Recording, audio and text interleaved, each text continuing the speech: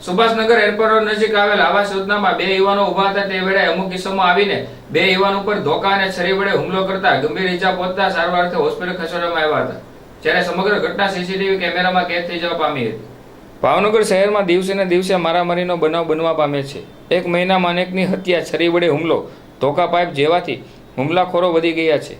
ત્યારે શહેરના સુભાષનગર બાલા હનુમાનજી મંદિર સામે આવેલ આવાસ યોજનામાં ગેટની અંદર અમુક કિસ્સામાં આવીને બે યુવાન મોરી અનિરુદ્ધ અને જયદીપને 4 થી 5 ઇસમોએ છરી અને ધોકા વડે હુમલો કરતા ઇજાગ્રસ્ત બંને યુવાનને સારવાર અર્થે હોસ્પિટલ ખસેડવામાં આવ્યા હતા.